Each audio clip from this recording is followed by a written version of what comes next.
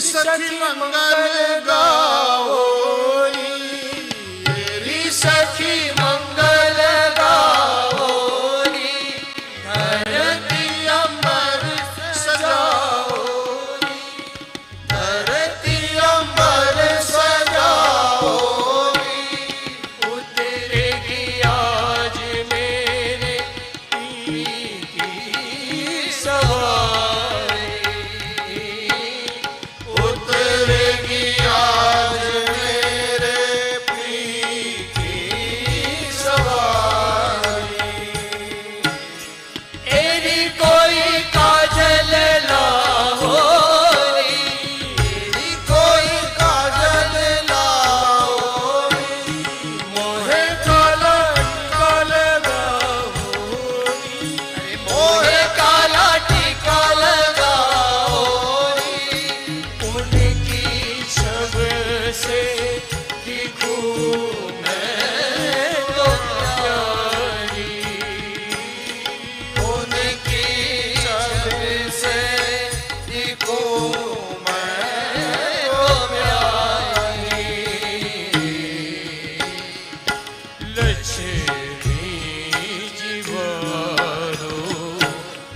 नजर उतारो लक्ष्मी जीवारो, नजर उतारो आज रे पिया घरे आएंगे, आज रे पिया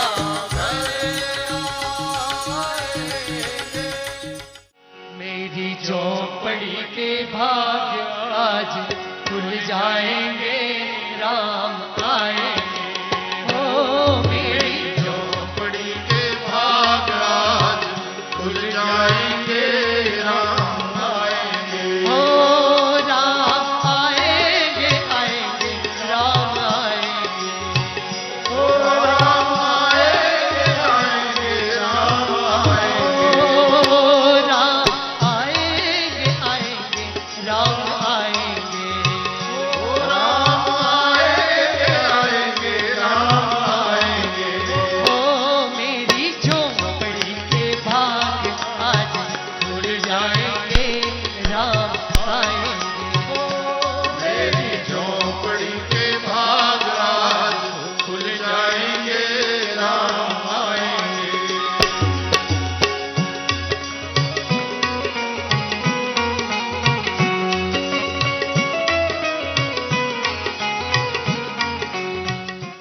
સૌ ભાગવત પ્રેમીઓ, તમે ભેળ તો ખાધી જ હશે.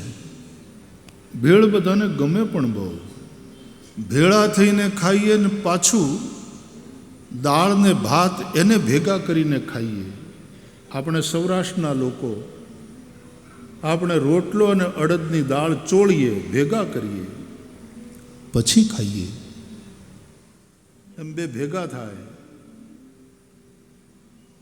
નદીઓ જ્યાં ભેગી થાય ત્યાં એનો મહિમા વધી જાય.